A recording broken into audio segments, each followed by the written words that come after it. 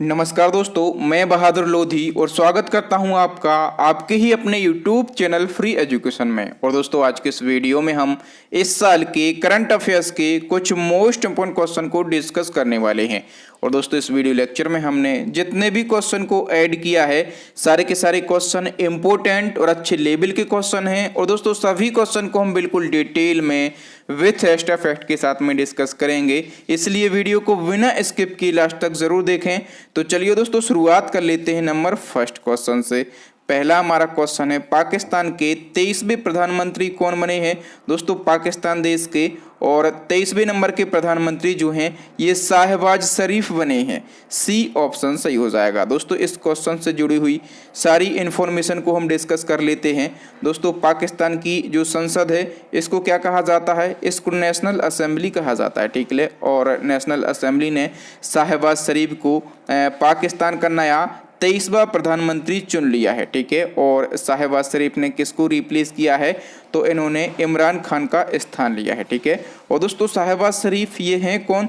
तो जो पाकिस्तान के पूर्व प्रधानमंत्री थे नवाज शरीफ, ठीक है, तो इनके भाई हैं। और दोस्तों, शाहबाज शरीफ जो हैं ये 3 बार पाकिस्तान के पंजाब प्रांत के सीएम भी रह चुके हैं, ठीक है। एक पंजाब प्रांत पाकिस्तान में भी है और इसी पंजाब प्रांत के शाहबाज शरीफ सीएम रह चुके हैं कितनी बार? 3 बार, ठीक है। और इनकी राजनीतिक पार्टी का नाम क्या है? तो पाकिस्तान मुस्लिम लीग नवाज जो है इनकी पाकिस्तान पार्टी का नाम है, ठीक है। और इनका एक पुश्तैनी गांव है, ठीक है, जो कि अपने भारतीय राज्य पंजाब में स्थित है। नेक्स्ट क्वेश्चन है, भारत और किस देश की नौसेना के बीच में वरुण अभ्यास का 20वां संस्करण आयोजित हुआ है? तो देखिए दोस्तों, हाल ही में वरुण अभ्यास का कौन सा संस्करण आयोजित हुआ है इस साल? 20वां, ठीक है। और इसका आयोजन जो है ये अपने देश भारत और फ्रांस की नौसेना के बीच में किया गया है। यदि हम बात करें डिटेल की, तो वरुण नौसैनिक अभ्यास के हाल ही में 20वें संस्करण का आयोजन किया गया है, ठीक है। और इसका आयोजन कब से कब तक किया गया? तो 30 मार्च से 3 अप्रैल तक इसका आयोजन किया गया, ठीक है। एक फैक्ट। दूसरा फैक्ट, आयोजन कब किया गया? और तीसरा फैक्ट ये पूछा जाता है कि इसका आयोजन जो है ये कहाँ पर किया गया? तो अरब सागर में इसका आयोजन किया गया, ठीक है।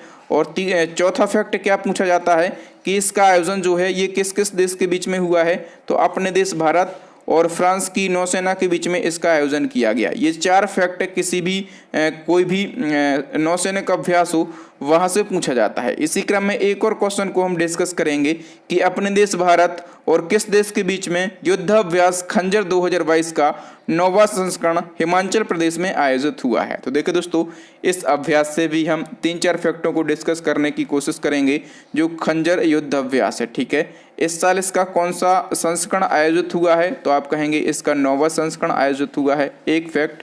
दूसरा फैक्ट आपको याद रखना है कि इसका आयोजन किस किस देश के बीच में किया जाता है? तो अपने देश भारत और किर्गिस्तान के बीच में इसका आयोजन किया जाता है, ठीक है। 2 फैक्ट हो गए।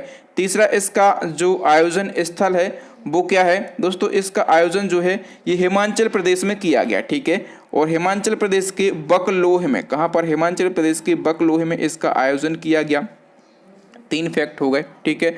और चौथा फैक्ट ये है कि इसका आयोजन कब किया गया?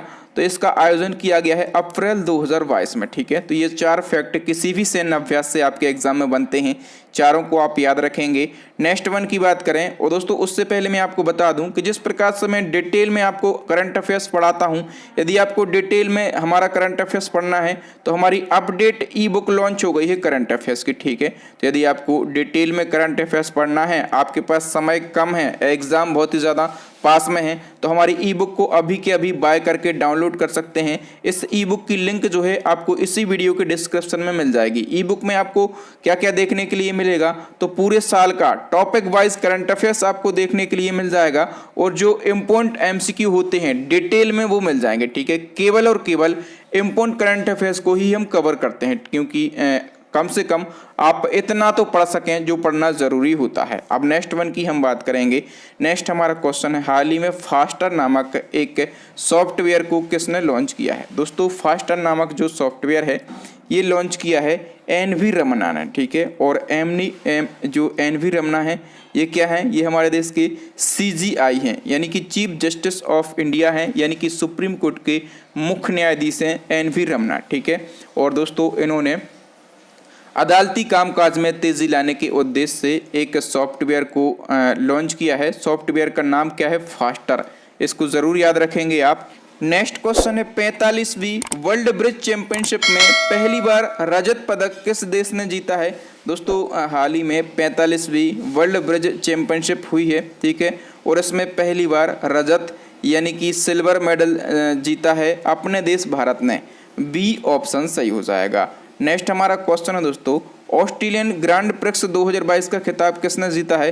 दोस्तों ऑस्ट्रेलियन ग्रांड प्रिक्स 2022 का जो खिताब है ये किसने जीता है। दोस्तों ये जीता है चार्ल्स लेक्लर ने। तो इस क्वेश्चन का सी ऑप्शन सही हो जाएगा। दोस्तों डिटेल की यदि हम बात करें तो फॉर्मूला 1 ऑस्ट्रेलियन ग्रांड प्रिक्स 2022 का आयोजन किया गया है ऑस्ट्रेलिया के मेलबर्न शहर में, ठीक है। और इसका खिताब किसने जीता है, तो इसका खिताब जीता है चार्ल्स लेक्लर ने। ये जो चार्ल्स लेक्लर हैं ये फेरारी कार के ड्राइवर हैं और ये कहाँ से बिलोंग करते हैं, तो ये मोनाको से बिलोंग करते हैं। नेक्स्ट क्वेश्चन है अप्रैल 2022 को राष्ट्रीय बाघ संरक्षण प्राधिकरण की बैठक कहाँ आयोजित की गई है। दोस्तों अप्रैल 2022 में राष्ट्रीय बाघ संरक्षण प्राधिकरण की जो बैठक है ये पहली बार आयोजित की गई है अरुणाचल प्रदेश में, ठीक है। दोस्तों राष्ट्रीय बाघ संरक्षण प्राधिकरण जो है इसको शॉर्ट में क्या कहा जाता है। दोस्तों इसको शॉर्ट में NTCA कहा जाता है, ठीक है। और NTCA की बैठक नई दिल्ली के बाहर पहली बार कहीं की गई है और कहां पर की गई है, तो ये अरुणाचल प्रदेश में आयोजित की गई है। सारे फैक्टों को हम डिस्कस कर लेते हैं। दोस्तों जो केंद्रीय पर्यावरण वन और जलवायु परिवर्तन मंत्री हैं उनका नाम क्या है, भूपेंद्र यादव। और इन्हीं की अध्यक्षता में 9 अप्रैल 2022 को अरुणाचल प्रदेश के पक्के बाघ अभ्यारण्य में ये बैठक आयोजित की गई है। और कौन सी बैठक थी इस साल, दोस्तों ये थी 20वें नंबर की बैठक, ठीक है। और दोस्तों NTCA के इतिहास में पहली बार नई दिल्ली के बाहर कहीं पर ये बैठक आयोजित की गई है, ठीक है। इसलिए क्वेश्चन इंपॉर्टेंट है, कहाँ पर बैठक हुई है, तो अरुणाचल प्रदेश के पक्के बाघ अभ्यारण्य में। और दोस्तों अरुणाचल प्रदेश में हम बात करें तो नामदाफा, पक्के और कमलांग 3 टाइगर रिजर्व हैं, ठीक है। और दोस्तों जो राष्ट्रीय बाघ संरक्षण प्राधिकरण है ये हर 4 साल में पूरे भारत में बाघों की गणना करता है, ठीक है। और यदि हम बात करें कि लास्ट टाइम ये गणना कब की गई थी, तो 2018 में पिछली जनगणना की गई थी बाघों की। और 2018 की जनगणना के अनुसार पूरे भारत में 2967 बाघ थे, ठीक है। और यदि हम बात करें कि हम अपने देश में बाघों की आबादी का परसेंटेज क्या है, तो 70% है, ठीक है। यदि हम राज्यों के क्रम में देखें तो मध्य प्रदेश में सबसे ज़्यादा बाघ थे। 2018 की जनगणना के अनुसार कितने बाघ थे, तो 526 बाघ थे, ठीक है। और उसके बाद में कौन सा राज्य था दूसरे नंबर पे, कर्नाटक। कर्नाटक में कितने बाघ थे, तो दोस्तों कर्नाटक में 524 बाघ थे, ठीक है। और सबसे ज़्यादा थे 526 कहाँ पर, मध्य प्रदेश में। ये जनगणना है 2018 की, हर 4 साल में जनगणना होती है। अभी 2022 में जो जनगणना होगी उसकी मैं अलग से एक वीडियो बना दूंगा। नेक्स्ट क्वेश्चन है हाल ही में किस देश की सेना ने बैलिस्टिक मिसाइल शाहीन 3 का सफल परीक्षण किया है। तो देखो दोस्तों हाल ही में अपने पड़ोसी देश पाकिस्तान ने, ठीक है, अपने पड़ोसी देश पाकिस्तान की सेना ने सतह से सतह पर मार करने वाली मध्यम दूरी की बैलिस्टिक मिसाइल 3 का सफल परीक्षण कर लिया है। नेक्स्ट हमारा क्वेश्चन है हाल ही में कोरोना वायरस के नए वेरिएंट XE स्ट्रेन का पहला मामला किस राज्य में पाया गया। दोस्तों XE स्ट्रेन का पहला मामला जो है ये किस राज्य में पाया गया है, दोस्तों ये पाया गया है महाराष्ट्र में, ठीक है। और यदि आपसे शहर पूछा जाए कि किस शहर में पाया गया, तो दोस्तों ये पहला मामला जो है ये महाराष्ट्र के मुंबई शहर में पाया गया है। और ये जो नया वेरिएंट आया था अभी ओमिक्रॉन, इससे कई गुना ज़्यादा खतरनाक है ये कोरोना का वेरिएंट। नेक्स्ट हमारा क्वेश्चन है IPL के इतिहास में सबसे ज़्यादा विकेट लेने वाले गेंदबाज कौन बन गए हैं। दोस्तों पूरे IPL के इतिहास में और सबसे ज़्यादा विकेट लेने वाले गेंदबाज जो हैं ये डेविन ब्रावो बन गए हैं। ए ऑप्शन सही हो जाएगा। दोस्तों ये जो डेविन ब्रावो हैं ये चेन्नई सुपर किंग्स के ऑलराउंडर हैं, ठीक है। और ये IPL के इतिहास में सबसे ज़्यादा कितने 171 विकेट लेने वाले गेंदबाज बन गए हैं। नेक्स्ट हमारा क्वेश्चन है दोस्तों, दिल्ली मेट्रो रेल कॉरपोरेशन के नए प्रबंध निदेशक कौन बने हैं? दोस्तों दिल्ली मेट्रो रेल कॉरपोरेशन और इसके नए प्रबंध निदेशक यानी कि एमडी जो हैं ये विकास कुमार बने हैं। ए ऑप्शन सही हो जाएगा। और यदि हम बात करें विकास कुमार की तो इन्होंने डॉक्टर मंगू सिंह को रिप्लेस किया है। ठीक है, डॉक्टर मंगू सिंह का इन्होंने स्थान लिया है। नेक्स्ट वन की हम बात करेंगे और दोस्तों जो नेक्स्ट क्वेश्चन है ये वेरी वेरी इंपॉर्टेंट क्वेश्चन है। ये क्वेश्चन आपके एग्जाम में बनेगा 100%। क्या है क्वेश्चन? पहला, लता दीनदयाल मंगेशकर पुरस्कार किसे दिया जाएगा? दोस्तों पहला लता दीनदयाल मंगेशकर पुरस्कार जो है ये माननीय प्रधानमंत्री नरेंद्र मोदी जी को दिया जाएगा। ठीक है, इसको विशेष तौर पर याद रखेंगे। तो ये क्वेश्चन इंपॉर्टेंट है, इसके सभी फैक्टों को हम डिस्कस कर लेते हैं। तो देखिए दोस्तों, लता मंगेशकर और उनके पिता दीननाथ मंगेशकर के सम्मान और स्मृति में लता दीननाथ मंगेशकर पुरस्कार की शुरुआत की गई है। और दोस्तों ये पुरस्कार जो है ये अब से हर साल दिए जाएंगे। ठीक है, हर साल ये दिए जाएंगे। किन व्यक्तियों को दिया जाएगा? जिन्होंने राष्ट्र और राष्ट्र के लोगों के लिए बहुत ही अच्छा काम किया हो। ठीक है, तो उनके लिए ये पुरस्कार दिया जाएगा। और इस पुरस्कार के लिए सबसे पहले किसको नामित किया गया है? तो प्रधानमंत्री मोदी जी को ये सबसे पहले पुरस्कार दिया जाएगा। इस पुरस्कार का समारोह जो है ये 24 अप्रैल को है। ठीक है, और मुंबई के षणमुखम हॉल में इसका आयोजन किया जाएगा। पहला पुरस्कार मोदी जी को दिया जाएगा। मोदी जी के साथ में कुछ और लोगों को भी ये पुरस्कार दिए जाएंगे। उनका नाम भी आपको याद रखना है, क्योंकि एग्जामिनर यदि फंसाएगा तो मोदी जी का नाम तो भैया सभी को पता है, लेकिन इनके नाम आप याद रख लो। गायक राहुल देश पांडे, अभिनेत्री आशा पारेख, अभिनेता जैकी श्रॉफ और एक ट्रस्ट भी है। ठीक है, ट्रस्ट का नाम क्या है? Nutan Mumbai tiffin box supplier charity trust. ठीक है, तो इनको ये पुरस्कार दिया जाएगा। पुरस्कार का नाम क्या है? तो लता दीननाथ मंगेशकर पुरस्कार। ठीक है, याद रखना, ये मोस्ट इंपॉर्टेंट क्वेश्चन था आपके एग्जाम के लिए।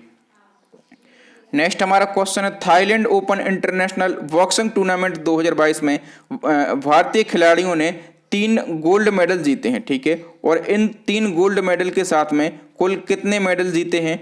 तो देखिए दोस्तों, Thailand open international boxing tournament 2022 में भारतीय खिलाड़ियों ने 3 गोल्ड मेडल जीते हैं। और यदि हम बात करें कि कुल कितने मेडल जीते हैं, टोटल दोस्तों भारतीय खिलाड़ियों ने 10 मेडल जीते हैं। डिटेल को हम कवर कर लेते हैं दोस्तों। Thailand open international boxing tournament 2022 में भारतीय खिलाड़ियों ने टोटल 10 मेडल जीते हैं। 3 जीते हैं गोल्डन मेडल। ठीक है, 4 क्या जीते हैं? सिल्वर मेडल जीते हैं। और 3 क्या जीते हैं? तो 3 जीते हैं कांस्य यानी कि ब्रॉन्ज मेडल। यदि हम बात करें टोटल कितने मेडल जीते हैं, तो टोटल 10 मेडल जीते हैं। किस किसने ये मेडल जीते हैं? तो यहाँ से आप इसका स्क्रीनशॉट ले सकते हैं। ठीक है, कि गोल्ड मेडल किस किसने जीते हैं। ठीक है, रजत किस किसने जीते हैं और कांस्य किस किसने जीते हैं। नेक्स्ट हमारा क्वेश्चन है दोस्तों, गोवा राज्य के नए पुलिस महानिदेशक कौन बने हैं? दोस्तों गोवा राज्य के जो न्यू डीजीपी हैं वो कौन बने हैं? दोस्तों वो बन गए हैं जसपाल सिंह। सी ऑप्शन सही हो जाएगा। अच्छा, गोवा राज्य की बात हुई है तो गोवा राज्य सभी लोग जानते होंगे इसकी राजधानी क्या है? पणजी है। और यहाँ से क्वेश्चन पूछा जाता है कि जो पणजी है गोवा की राजधानी, ये किस नदी के किनारे स्थित है? दोस्तों ये मांडवी नदी के किनारे स्थित है। गोवा राज्य के फिर से सीएम कौन बन गए हैं? प्रमोद सावंत बन गए हैं फिर से सीएम बीजेपी पार्टी से। और यहाँ के गवर्नर कौन है? तो PS श्रीधरन पिल्लई जो हैं ये गोवा राज्य के गवर्नर हैं। नेक्स्ट क्वेश्चन है, विनय समरस योजना को किस राज्य की सरकार ने लॉन्च किया है? दोस्तों विनय समरस योजना को शुरू किया है कर्नाटक राज्य ने। ठीक है, डिटेल की यदि हम बात करेंगे दोस्तों, कर्नाटक राज्य की सरकार ने छुआछूत को मिटाने के लिए एक विनय नाम के दलित लड़के के नाम पर विनय समरस योजना को शुरू किया है। ठीक है, और दोस्तों ये योजना किसने शुरू की है? कर्नाटका ने। यहाँ की राजधानी बेंगलुरु है। यहाँ के सीएम है बसवराज मुंबई। और यहाँ के गवर्नर कौन है? तो थावरचंद्र गहलोत जो हैं ये कर्नाटक के गवर्नर हैं। नेक्स्ट वन की हम बात करेंगे और दोस्तों नेक्स्ट हमारा क्वेश्चन है, विश्व होम्योपैथी दिवस कब मनाया जाता है? दोस्तों विश्व होम्योपैथी दिवस जो है ये हर साल 10 अप्रैल को मनाया जाता है। ठीक है, कब मनाया जाता है? 10 अप्रैल को ये दिवस मनाया जाता है। और दोस्तों ये 10 अप्रैल को ही क्यों मनाया जाता है? क्योंकि इसी दिन 10 अप्रैल 1755 को होम्योपैथी दवा पद्धति के आविष्कारक डॉक्टर क्रिश्चियन फ्राइडरिक सैमुअल हैनीमैन का जन्म हुआ था। ठीक है, और इनकी जयंती के उपलक्ष्य में ये दिवस मनाया जाता है। अच्छा, विश्व होम्योपैथी दिवस 2022 की यदि हम थीम की बात करें तो होम्योपैथी स्वास्थ्य के लिए लोगों की पसंद, ये इसकी थीम थी। और कोई भी दिवस हो, थीम जरूर पूछी जाती है आपके एग्जाम में। नेक्स्ट हमारा क्वेश्चन है दोस्तों, राष्ट्रीय पैरा तैराकी चैंपियनशिप 2022 का खिताब किसने जीता है? दोस्तों, राष्ट्रीय पैरा तैराकी चैंपियनशिप 2022 और इसका खिताब किसने जीत लिया है? दोस्तों, इसका खिताब जीत लिया है महाराष्ट्र राज्य ने। ए ऑप्शन सही हो जाएगा। डिटेल की यदि हम बात करें तो हाल ही में 21वें नंबर की राष्ट्रीय पैरा तैराकी चैंपियनशिप 2022 का आयोजन कहां पर किया गया? तो राजस्थान के उदयपुर में। आयोजन स्थल कोई भी प्रतियोगिता हो, ये जरूर पूछा जाता है। आयोजन किया गया है इसका राजस्थान के उदयपुर में। ठीक है, और इस प्रतियोगिता में महाराष्ट्र ने 386 अंकों के साथ में पहला स्थान हासिल किया है। ठीक है, और कर्नाटक ने 317 अंकों के साथ में दूसरा स्थान हासिल किया है। नेक्स्ट क्वेश्चन है, हाल ही में यूपीएससी के नए अध्यक्ष बन गए हैं। ठीक है, इनका नाम क्या है? दोस्तों, यूपीएससी के जो नए अध्यक्ष हैं ये कौन बन गए हैं? दोस्तों, ये बन गए हैं मनोज सोनी। ठीक है, और यदि हम बात करेंगे कि मनोज सोनी ने किसकी जगह ली है तो प्रदीप कुमार जोशी की इन्होंने जगह ली है। ठीक है, यूपीएससी की यदि हम बात करें तो यूपीएससी आप बताएं यह एक संवैधानिक संस्था है कि नहीं है? दोस्तों, यूपीएससी जो है यह एक संवैधानिक संस्था है। संवैधानिक संस्था है इसका मतलब ये है कि इसका कहीं ना कहीं संविधान में उल्लेख किया गया है। तो यूपीएससी का संविधान में उल्लेख कहां पर किया गया है? अनुच्छेद 315 में इसका उल्लेख किया गया है। ओके, और यूपीएससी का फुल फॉर्म क्या होता है? तो यूनियन पब्लिक सर्विस कमीशन इसका फुल फॉर्म होता है। हिंदी में इसको क्या कहा जाता है? तो संघ लोक सेवा आयोग इसको हिंदी में कहा जाता है। इसकी स्थापना हुई थी 1926 में और इसका जो हेडक्वार्टर है ये न्यू दिल्ली के अंदर स्थित है। ओके, ये एडिशनल इन्फॉर्मेशन आपके लिए बहुत ही ज़्यादा ज़रूरी होती है। नेक्स्ट वन की यदि हम बात करेंगे और दोस्तों नेक्स्ट क्वेश्चन भी मोस्ट इंपॉर्टेंट क्वेश्चन है, पहली हिंदी लेखिका जिनका उपन्यास बुकर प्राइज के लिए शॉर्ट लिस्टेड हुआ है। दोस्तों, पहली हिंदी लेखिका कौन है जिनका उपन्यास बुकर प्राइज के लिए शॉर्ट लिस्टेड हुआ है? उन लेखिका का नाम है गीतांजलि श्री। बी ऑप्शन सही हो जाएगा। इस क्वेश्चन को हम आगे डिटेल में समझने की कोशिश करेंगे।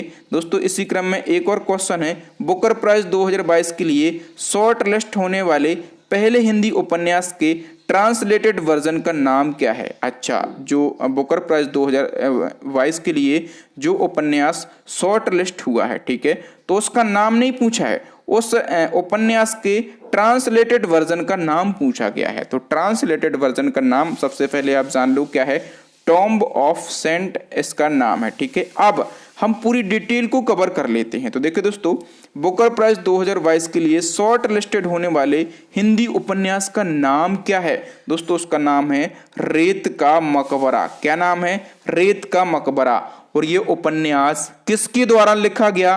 तो ये उपन्यास लिखा गया है गीतांजलि श्री के द्वारा। एक एक फैक्ट जो है ये मोस्ट इंपॉर्टेंट फैक्ट है। अच्छा, इसके ट्रांसलेटेड वर्जन का नाम क्या है? इसके ट्रांसलेटेड वर्जन का नाम है टॉम्ब ऑफ सेंड। और इसका इंग्लिश में ट्रांसलेशन किया किसने है? दोस्तों, डेजी रॉकवेल ने इसका इंग्लिश में ट्रांसलेशन किया है। चारों के चारों फैक्ट जो हैं ये पत्थर हैं। ठीक है, ये आपके एग्जाम में जरूर पूछे जाएंगे, देख लेना, कहीं ना कहीं ये क्वेश्चन आपके एग्जाम में छपा मिलेगा।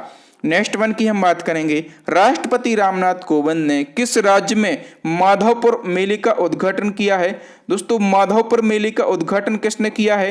तो राष्ट्रपति रामनाथ कोविंद जी ने इसका उद्घाटन किया है। इसका उद्घाटन किस राज्य में किया गया है? दोस्तों, गुजरात में इसका उद्घाटन किया गया है। डी ऑप्शन सही हो जाएगा। डिटेल की बात करें, राष्ट्रपति रामनाथ कोविंद ने गुजरात के पोरबंदर में माधवपुर मेले का उद्घाटन किया है। ये मेला 5 दिन का होता है। भगवान कृष्ण और रुक्मिणी के पवित्र मिलन का जश्न मनाने के लिए हर साल 2018 से संस्कृति मंत्रालय के सहयोग से गुजरात सरकार द्वारा माधवपुर घेड़ मेला का आयोजन किया जा रहा है। कब से? 2018 से। नेक्स्ट हमारा क्वेश्चन है, बिहार के खादी और हस्तशिल्प के नए ब्रांड एम्बेसडर कौन बने हैं? दोस्तों, बिहार के खादी और हस्तशिल्प के जो ब्रांड एम्बेसडर हैं ये बन गए हैं मनोज तिवारी। और मनोज तिवारी आप लोग जानते होंगे ये कौन हैं? तो ये फेमस एक्टर यानी कि अभिनेता हैं। नेक्स्ट हमारा क्वेश्चन है, उत्तराखंड के मुख्यमंत्री पुष्कर सिंह धामी ने उत्तराखंड को भ्रष्टाचार मुक्त बनाने के लिए कौन सा ऐप लॉन्च किया है। आप लोग जानते होंगे जो पुष्कर सिंह धामी हैं, जो अभी विधानसभा के चुनाव हुए थे उत्तराखंड में, यहाँ पर ये अपनी विधानसभा से चुनाव हार गए, लेकिन इनको फिर भी सीएम बना दिया गया। तो अब 6 माह के अंदर एक किसी न किसी सीट पर उपचुनाव करवाना पड़ेगा और इनको विधायक बन के दिखाना होगा, ठीक है, तभी ये 6 माह के बाद भी सीएम बने रह सकते हैं, ठीक है। लेकिन अभी 6 माह के लिए तो ये सीएम है, यदि ये चुनाव जीत जाते हैं तो ये आगे भी सीएम बने रहेंगे और ये चुनाव जीत ही जाएंगे। राजनीति है, इस प्रकार से चुनाव जिता लिया जाता है, पूरा राज्य उस सीट पे दम लगाएगा, ठीक है। अच्छा छोड़ो, इन्होंने उत्तराखंड में भ्रष्टाचार मुक्त बनाने के लिए एक ऐप भी लॉन्च किया है। आप सीएम बने हैं तो कुछ अच्छे काम तो करने पड़ेंगे, ठीक है। तो उस ऐप का नाम क्या है दोस्तों? उस ऐप का नाम है भ्रष्टाचार मुक्त उत्तराखंड ऐप 1064, ठीक है। इस ऐप का नाम आप जरूर याद रखेंगे क्योंकि पुष्कर सिंह धामी जो हैं ये चर्चाओं में रहे हैं इलेक्शन हारने के बाद। नेक्स्ट हमारा क्वेश्चन है, वित्त वर्ष 2021-22 में भारत का सबसे अधिक सब्जी उत्पादन करने वाला राज्य कौन सा बना है? दोस्तों वित्तीय वर्ष 2021-22 में भारत का सबसे अधिक सब्जी का उत्पादन करने वाला जो राज्य है ये बन गया है उत्तर प्रदेश। सी ऑप्शन सही हो जाएगा। नेक्स्ट वन की हम बात करेंगे और नेक्स्ट हमारा क्वेश्चन है, कैदियों के लिए व्यक्तिगत ऋण यानी कि पर्सनल लोन देने वाला भारत का पहला राज्य कौन बना है? तो देखिए दोस्तों, जो जेल में कैदी बंद होते हैं उनके लिए पर्सनल लोन, और पर्सनल लोन भी कितना?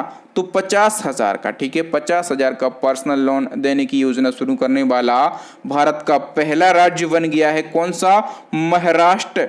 ए ऑप्शन सही हो जाएगा। अच्छा, ये लोन क्यों दिया जा रहा है? क्योंकि जो कैदी है, ठीक है, वो अपने वकील की जो फी होती है उसको पे कर सकता है, ठीक है, और जो उस कैदी के परिजन होते हैं, बाल बच्चे होते हैं, घरवाली होती है, उनका पालन पोषण भी कर सकता है और वहीं के वहीं जेल में भी काम होते हैं, ठीक है। तो जेल में काम करके इस लोन को पे कर सकता है वो कैदी। तो एक प्रकार से ये अच्छी योजना भी है, ठीक है दोस्तों। यहाँ पर हमने 25 क्वेश्चन को डिस्कस कर लिया है और सभी क्वेश्चन को बिल्कुल डिटेल में और सरल भाषा से समझाने का मैंने प्रयास किया है ताकि आपको क्वेश्चन रटने की ज़रूरत ना पड़े। और यदि इसी प्रकार से सरल भाषा में और महत्वपूर्ण कंटेंट आप पढ़ना चाहते हैं तो हमारी ई बुक को आप ज़रूर डाउनलोड कर लें, ठीक है। ई बुक की लिंक जो है इसी वीडियो के डिस्क्रिप्शन में आपको मिल जाएगी। अब नेक्स्ट एंड लास्ट क्वेश्चन आपके लिए चैलेंजिंग क्वेश्चन है, इसका आंसर आपको कमेंट सेक्शन में कमेंट करके बताना है। जो हाल ही में मैंने पुरस्कार और सम्मान पढ़ाए हैं वहां से मैंने इस क्वेश्चन को लिया है, ठीक है। क्वेश्चन क्या है? नेताजी पुरस्कार 2022 किससे प्रदान किया गया है? यदि आपको पता है तो 4 ऑप्शन भी दिए गए हैं, ठीक है। अच्छा, मैंने उनका फोटो भी लगा दिया है। एक और बात, जिनको यह सम्मान दिया गया है उनके बारे में 2 बातें जरूर लिखें, ठीक है। लिखने के अपने अलग फायदे होते हैं। यदि आप लिखते हैं कहीं ना कहीं वो फैक्ट जो मैं आपसे पूछ रहा हूं आपके माइंड में स्टोर है, ठीक है, और माइंड में स्टोर है, आप लिखने की कोशिश करेंगे तो वो क्या होगा? वो जो कंटेंट आपके माइंड में स्टोर है वो रिकॉल होगा और लंबे समय तक आपको याद रहेगा। तो थैंक यू दोस्तों, वीडियो देखने के लिए बहुत बहुत धन्यवाद। आपको वीडियो कैसा लगा ईमानदारी से कमेंट करके कमेंट सेक्शन में बताएं। वीडियो अच्छा लगा हो तो वीडियो को लाइक करें, अपने दोस्तों के साथ इस वीडियो को शेयर करें। जो न्यू स्टूडेंट हैं, हमारे वीडियोस को पहली बार देख रहे हैं, तो उनसे यही कहूँगा भैया चैनल को सब्सक्राइब कर लो, साथ में बेल आइकन दबा लो। इसी प्रकार के इंपॉर्टेंट वीडियो जब भी मैं डालूँ तो सबसे पहले आपको मिलते रहेंगे और आपको यहाँ वहाँ वीडियो सर्च करने की ज़रूरत भी नहीं पड़ेगी। इसी प्रकार के रोज़ मैं इंपॉर्टेंट वीडियो डालता हूँ और तो आप चाहें हमारे पुराने वीडियो देख सकते हैं प्लेलिस्ट को विजिट करके। प्लेलिस्ट की लिंक आपको यहाँ पर आई बटन में मिल जाएगी, नीचे आपको डिस्क्रिप्शन में मिल जाएगी, या फिर अभी आपको स्क्रीन के ऊपर 3 वेरी यूजफुल वीडियो दिख रहे होंगे। इन वीडियोस को ज़रूर देख लें। थैंक यू दोस्तों, राम राम दुआ सलाम। मिलते हैं नेक्स्ट वीडियो में, तब तक के लिए जय हिंद, जय भारत, वंदे मातरम, भारत माता की जय।